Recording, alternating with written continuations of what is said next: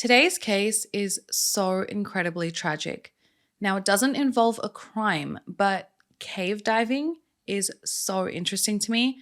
And if you remember, I covered the most tragic case of John Jones and the Nutty Putty cave incident.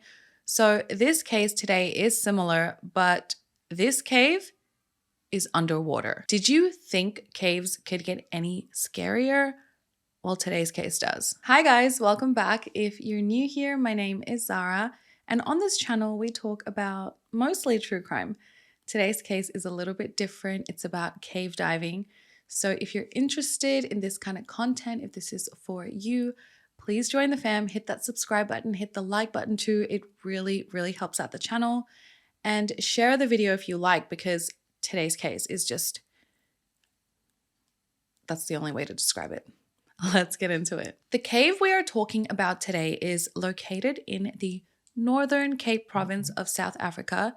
It's known as Boesman's Gat or Bushman's Hole in English. This hole is believed to be the third deepest submerged freshwater cave or sinkhole in the world. It's approximately 283 meters or 928 feet deep. It's the biggest open air cave that's been discovered yet. It's on a privately owned game farm called Mount Carmel. It's about 11,000 acres of patchy grass and rocky areas. And then it kind of just comes to a peak in the middle of the farm, and the roaring earth comes to a break. And then this massive crater is visible. This crater is hundreds of feet rim to rim, and the way that you actually enter the water cave is by hiking down this steep rocky path, and then you come to a small pond of water, which is covered in this green layer of duckweed. This little non-suspecting pool is the entrance to Bushman's Hole. Once you enter this incredibly claustrophobic entrance, it opens up into this big water cave. It kind of looks like a bottleneck. You would think this area is much shallower than it really is. But once you get down to around 60 meters or 200 feet, the sinkhole just opens up and keeps going and going and going and going until the maximum depth of 283 meters or 928 feet is reached. Now, although the surface is covered in that green duckweed film, once inside the cave, the water becomes crystal clear and the visibility significantly improves. Then once you get to the very bottom, it turns into a muddy, silty mix. Now, this hole is incredible. It really is a wonder of the world. And for people who enjoy diving, this is an incredible diving spot. The cave is a popular tourist destination because it offers visitors once in a lifetime opportunity to explore this underground world that is natural and untouched. The cave's dark, damp atmosphere creates an eerie feeling and makes for a truly unforgettable experience if you dare. The water temperature is very cold. The levels can drop to 5 degrees Celsius or 41 degrees Fahrenheit. As far as I can tell, this cave is very basic. It's just a very deep water-filled hole, sinkhole, with no interesting rocks or formations. And the bottom is covered in rocks and mud, and that's it. I guess the attraction is how deep it is and how much of a challenge it is. And that's how it attracts so many people each year to come and explore its waters. I want to explain a little bit about cave diving because I feel to understand some of the terms in the story, you need to understand the risks of cave diving. Cave diving is underwater diving in water-filled caves, and people love to cave dive recreationally as an extreme sport for scientific investigation or to rescue or find other cave users. Almost all cave diving is done using special scuba equipment. You need to be properly trained and have the proper equipment. Recreational cave diving is generally considered to be a type of technical diving, and technical diving is diving that exceeds the specified limits and depths of recreational diving. This exposes the diver to many risks beyond those normally associated with recreational diving. The equipment involves breathing gases other than air or standard nitrox mixes and multiple gas sources. There's many dangers involved in cave diving, such as getting lost. Yes, you can get lost in the depths and unknown waters and spaces and canals inside a water cave. Debris can fall on you, hypothermia, dangerous marine life, strong currents, loss of visibility. Remember, usually there's absolutely no light down in water caves, and the silt and mud can be kicked up and then blur your vision even more. And then that's how most divers can get lost, because they lose their sense of direction. Getting entangled in the lines is another way to cause injury or death. Cave divers use lines, or I guess guidelines, as a way of returning to a safe starting point in conditions of low visibility, water currents, etc. And the line is usually tied to the outside of the cave to guide you back out to safety. And then actually getting back to the surface can be very risky in itself. It's not as simple as just going down and coming back up. Depending on the depths a diver reaches, they ascend in certain blocks, making decompression stops along the way up. A decompression stop is the period a diver must spend at a constant depth during their way up after a dive to safely eliminate any absorbed inert gases from the body's tissues to avoid decompression sickness. Divers do this to avoid getting the bends. They spend hours at these targeted depths for carefully calculated periods of decompression to allow the gases in their body to safely flush out. So decompression sickness is also known as the bends, and divers use a mix of different gases depending on the dive, like nitrogen and oxygen in their tanks to breathe in during the dive. And nitrogen gas is not used and then expelled by the body. What happens is it builds up over time in the body's tissues.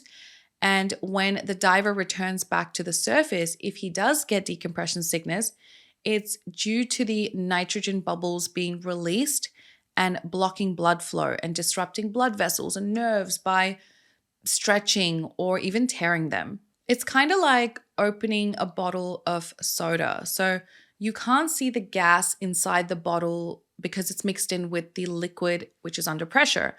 But when you open the bottle, the pressure is then released and then the gas escapes in the form of bubbles. So when a diver swims to the surface from certain depths below the water, the pressure as they ascend decreases, and any nitrogen that dissolved in their tissues needs to escape because a body can only hold so much. So if they go up too quickly, the excess nitrogen comes out fast and makes them feel really sick.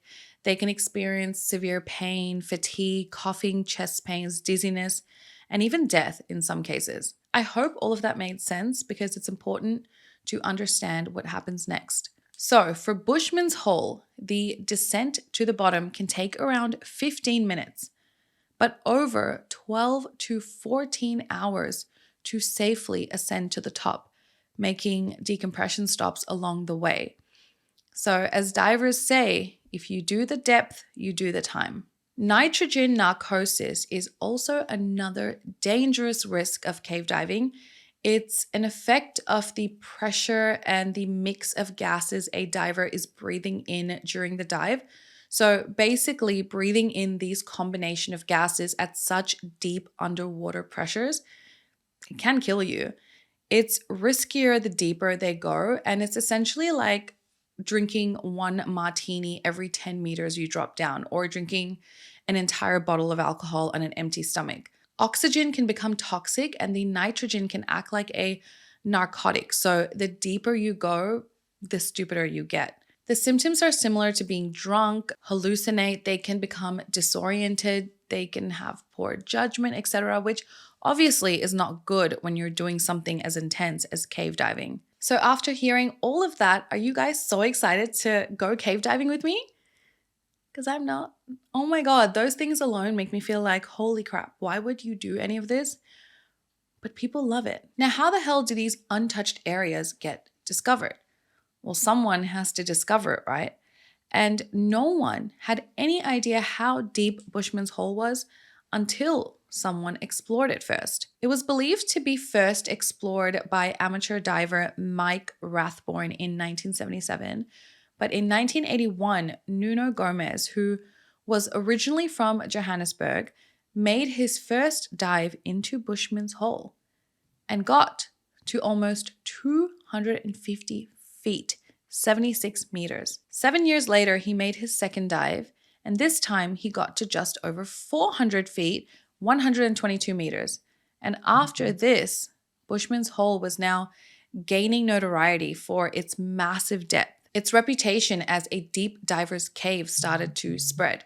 Now it was becoming a challenge for cave divers. In August 1993, a diver named Sheck Exley arrived at Bushman's Hole with a support team that included Nuno Gomes, and Sheck became the first diver to reach the bottom of Bushman's Hole at 800 odd feet, but later it was discovered that it went even deeper to 928 feet, or 280 meters. The aim of this dive was to perform a computerized sonar scan of the hole.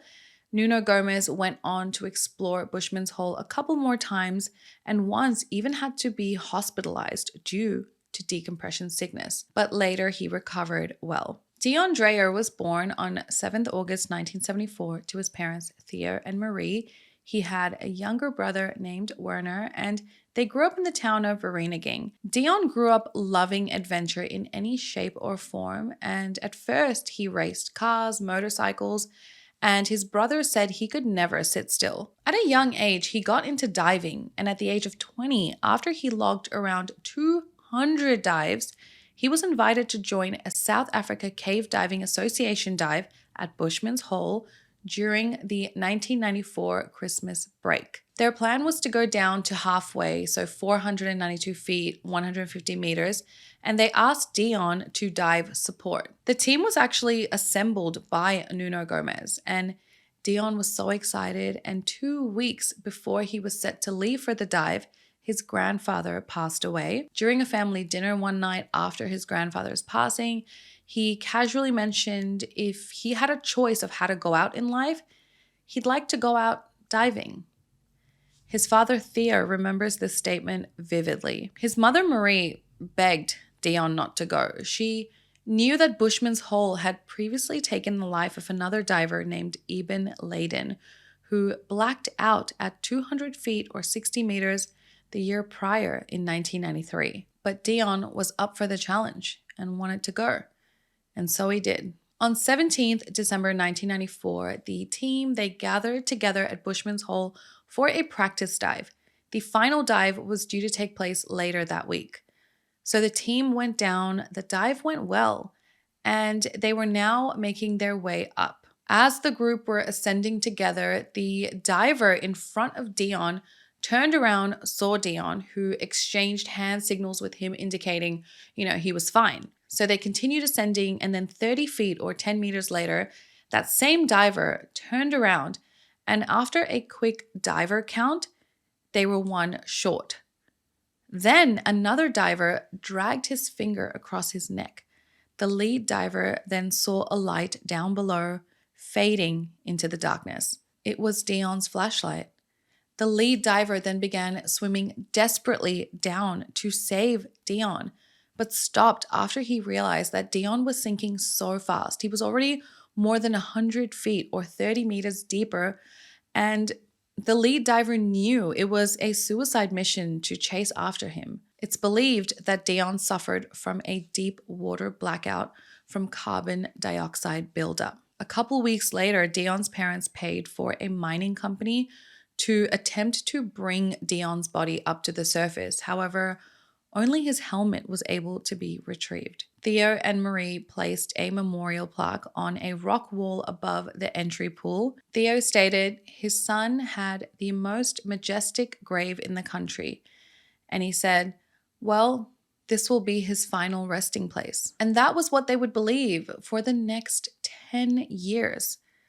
until a man named Dave Shaw gave them a call. David Shaw was born on 20th July 1954 in Katanning, Australia. Dave was extremely adventurous. At just 17 years old, he became a pilot. He started flying crop dusters, aerial sprayers, which is an extremely dangerous job. He met his wife Anne when he was just 18, and they got married less than 2 years later. They had 2 children, Stephen and Lisa. They were Christian and very religious, one of whose grandfather and father had both been pastors. The family lived all around the world: Papua New Guinea, Tanzania, Kenya, and London, and then they finally returned to Australia. David worked as a crop duster, then worked as a pilot for Cathay Pacific, and in 1989 they moved to Hong Kong. And in 1996, his son Stephen learned to dive. And a few years later, in 1999, Dave decided to join him and learn too. Dave, being the adventurous guy he was, quickly racked up dives under his belt and really pushed his limits.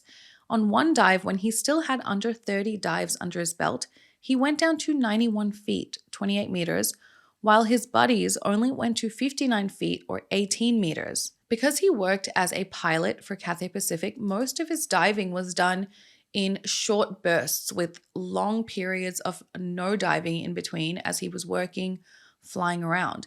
And in less than 3 years of diving, he had been down to 328 feet, which is 100 meters, which is insane in the diving world. In August 2002, Dave met Don Shirley at his base in South Africa, an English diver with over 20 years experience and who was an excellent technical diver. Dave and Don ended up becoming really good friends and logged over 100 hours underwater together in just over 2 years of knowing each other. Don loved being in the water with Dave. He found it to be relaxing. In October 2003, Dave set a rebreather cave record of 597 feet or 181 meters at Komati Springs. From what I read, the reason why this is so wild is because most divers rack up way more dives under their belt before even attempting to go down to these depths. Like, it's kind of considered practicing, right? So from what I read in one Reddit post, I think they said they do like over 300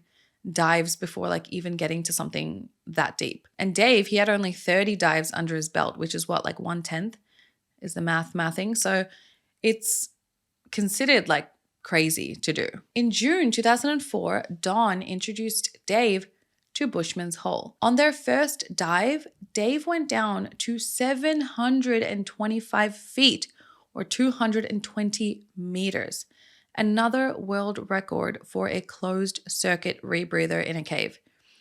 Dave fell in love with the place. 4 months later, in October 2004, Dave returned to Bushman's Hole, this time to support Werner van Schaik, who was aiming to get the record for the deepest dive by a woman.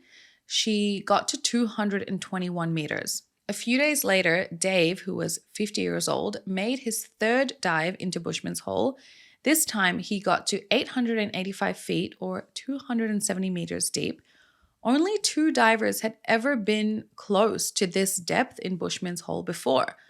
Dave was so happy. He was relaxed at the sloping bottom, enjoying the fact he was the first human to be at this depth.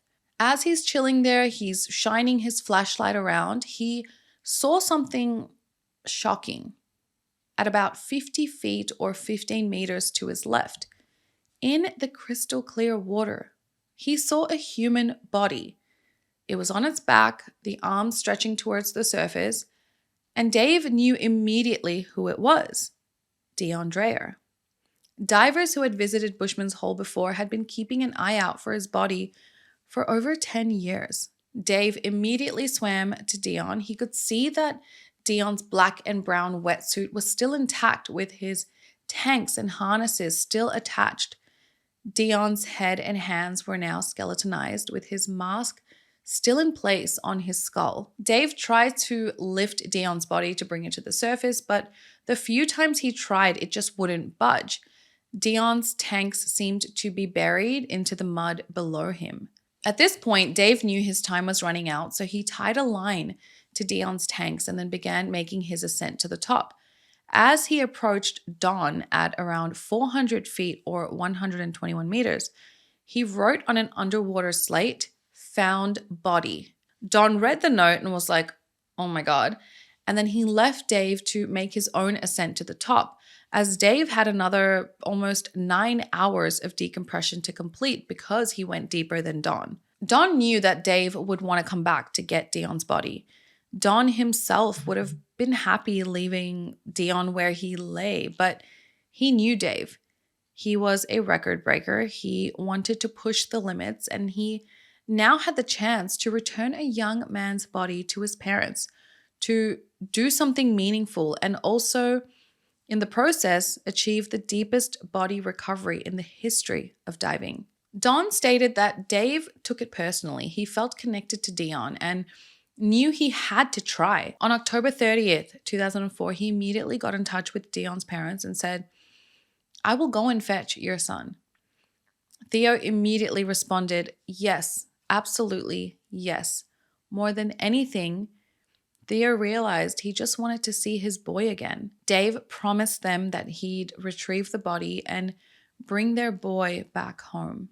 I mean, these dives alone, while incredible, I can't imagine the toll it takes on your body, the combination of gases, the pressure on your organs and muscles, and to want to do this over and over again with the many dangers. Wow, it's wild. But Dave loved it. Soon he returned home to Hong Kong and kept in constant contact with Don, planning their big dive at Bushman's Hole, which was set for January 2005.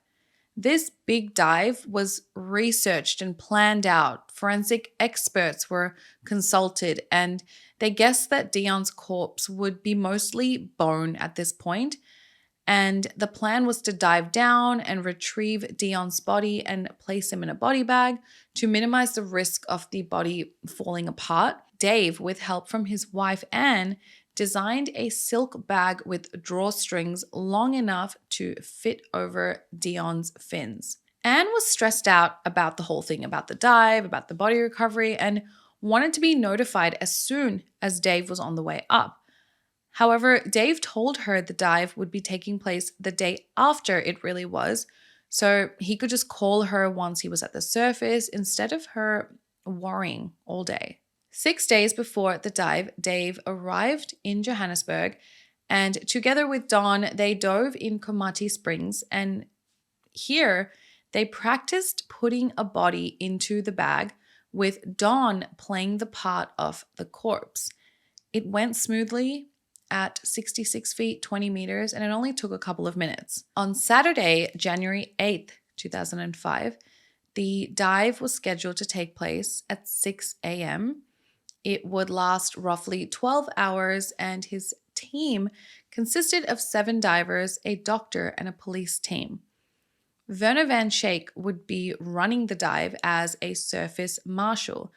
The plan was for Dave to go down to the bottom, put Dion's body in a body bag, swim it up to Don, who would be waiting up at around 725 feet, 220 meters, and then Don would take the body, pass it up to the next diver, and so on and so on and so on. So like a relay race, essentially. This was all calculated at specific target depths for each diver so they could decompress as required, with the aim to bring Dion's body to the surface with the last diver. If all went well, Dion's body should reach the surface around 80 minutes after the dive began. That was according to all their calculations. And Dave also partnered with a South African documentary filmmaker named Gordon Hiles to document the recovery of Dion. So he had to wear an underwater camera helmet, which he was really not used to. Prior to the dive, Dave told his team, "The most important person on this dive is you. If you have a problem, deal with your problem and forget about me. It's better to have one person dead than 2. I really must emphasize that the most important person on the dive is you. Okay? It's not me. For me, the most important on the dive is me. Okay? You must look after yourselves. If you have a problem, you deal with your problem and forget about me. It cannot be any other way, okay? It's better to have one person dead than two. But Dawn privately asked Dave, if you have any problems, do you want me to come down? And Dave responded, only if I signal for help. Otherwise, the plan was to look out for yourself. Everything was planned out and accounted for, but of course, whatever is planned on land doesn't necessarily go as planned underwater. At 6:13 a.m. on January 8th, the dive began with Dave going under the water first. Theo and Marie, Dion's parents, arrived late to the water's edge. They didn't want to come early and put any more pressure on Dave as he was about to go under. But as you can imagine, they were anxiously waiting for their son's body at the surface. Dave arrived on the bottom of Bushman's Hole in just over 11 minutes.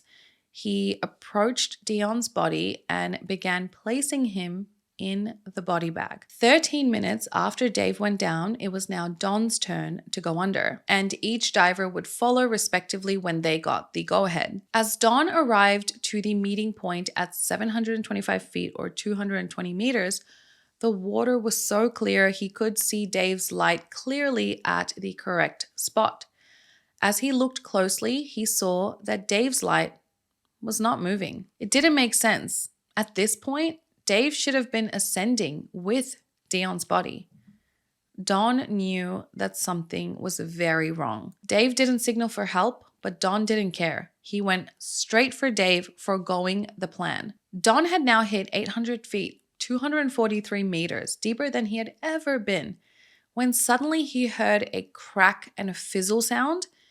The hammerhead controller on his left forearm had broken. Without this, Don would have to manually control his oxygen, and he knew that he would die too if he kept going. He actually faced such intense vertigo from this incident, like he felt like he was stuck in a washing machine just spinning round and round, that he could barely find his own line and make his way up. When Don approached the next diver waiting, he pulled out an underwater slate and famously wrote, "Dave not coming back."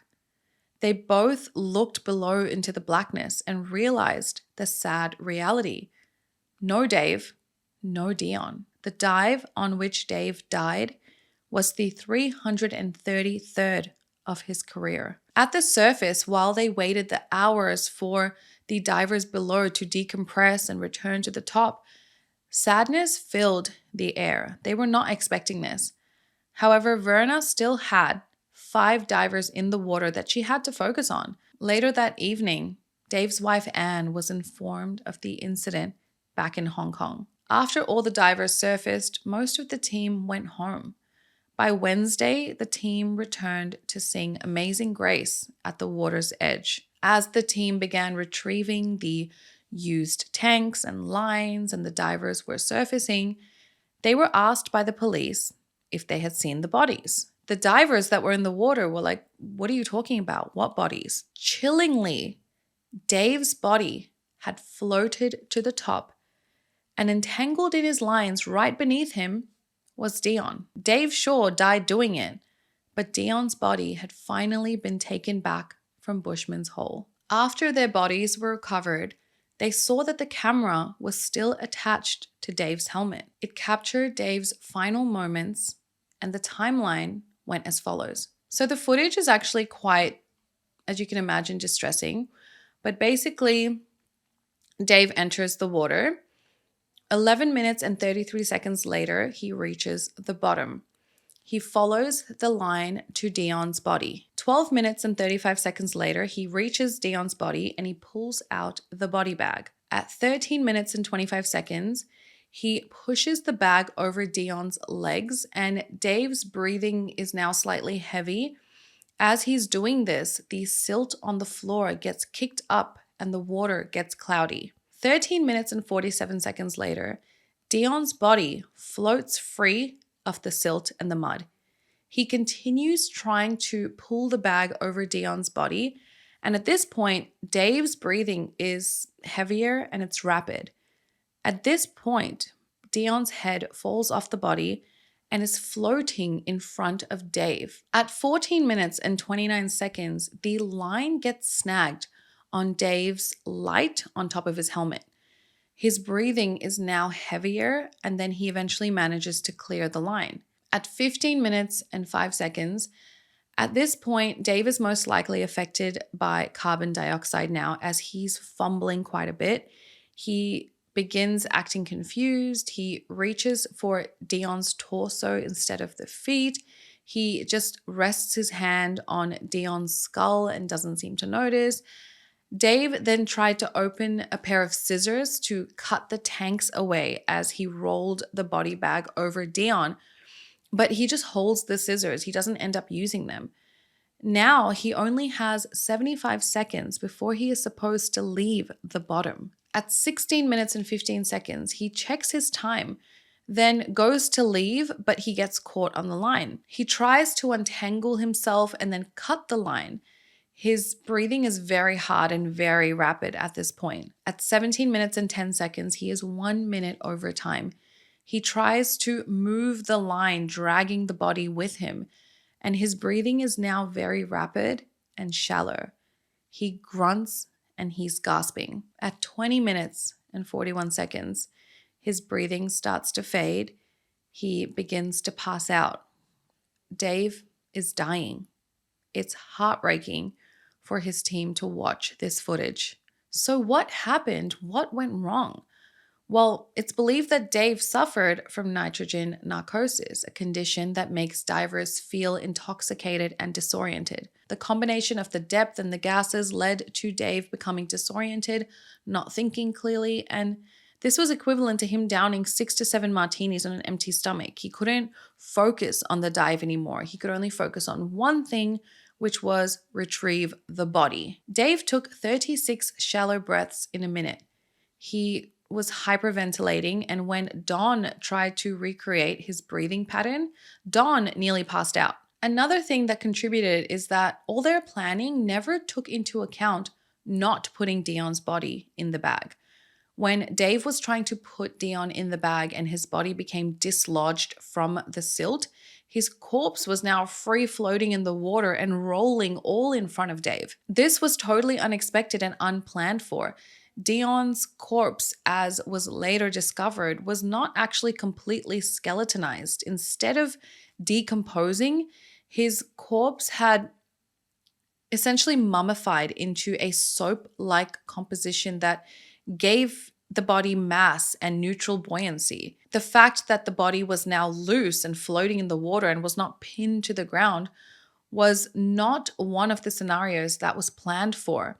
The body was never meant to be floating. It's a lot easier to slip a bag over a body stuck in like mud and silt instead of a body floating and rolling in front of you at 886 feet deep in a water cave. What Dave should have done as soon as the body was out of the silt and floating in front of him was to let go and make his own way back up. Dion's body would have naturally just floated to the top, and Dave would have been able to ascend and decompress and receive treatment on the surface. However, none of the divers who were with Dave in Bushman's Hole think that this dive was reckless. In the end, Dave sure accomplished what he wanted to, although he paid the price with his own life. Dave knew the risks and he took them. Although there are many people in the diving community who believe that Dave was actually quite reckless. They believe he was not experienced enough. He didn't have enough dives under his belt. He only had a few years of experience. Nonetheless, though, it doesn't change the impact this dive had on many people, including Dion's parents, who finally were reunited with their son. I find cave exploring and especially cave diving very interesting. It's very scary to me. It's just such a challenging experience, yet so many cave divers talk about how much fun it is and how it's, a life-changing experience. I read up a lot about this case, and there were a lot of comments about how could they not think about the body becoming loose? They knew that it was stuck in the mud below, in the silt below, and how did they think they were going to let it be free? They thought they were going to get the body bag over Dion and then, it would just become free. A lot of people are like, how did they not think of the scenario that the body would just become loose just from the movement and trying to get him into the bag. So, and I can kind of see that point, and whether or not Dave had enough experience, whether, you know, people believe he was reckless, he didn't follow certain protocols, at the end of the day, he was trying to do something to help a family, something that if it happened to one of us, it would be life-changing to have our loved one, let alone our son, you know, our son's body back with us, being able to give him a proper funeral after 10 years. If that was something that meant something to Dion's family, you know, Dave was really trying to do something good. And unfortunately, yeah, he did pay with his own life and left his own family behind now. But again, there are risks with doing something like this. Like I said, I've said in many videos before, guys, we're just not meant to be in the water. Like, we don't have fins, we don't have gills, we ain't meant to be in depths, you know? Like a swimming pool is okay, kind of. But, you know, it's wild that we as humans choose to do these kinds of things. But at the same time, that's why we know so much about this planet. If any of you guys are super adventurous and have done things like this or want to do things like this, let me know down in the comments below. I would love to chat with you and ask you why. Why do you want to do this? But let me know your thoughts down in the comments below, guys. What do you think about this case? It's incredibly sad, but it's also incredibly meaningful because the fact that those two bodies came up together, they ended up floating together, Dion's body being entangled with Dave's, is just such a crazy ending. I would love to know your thoughts below. I'm fascinated with these types of stories. So see you in the comments and see you in next week's video. Besitos, guys. Mwah! Bye.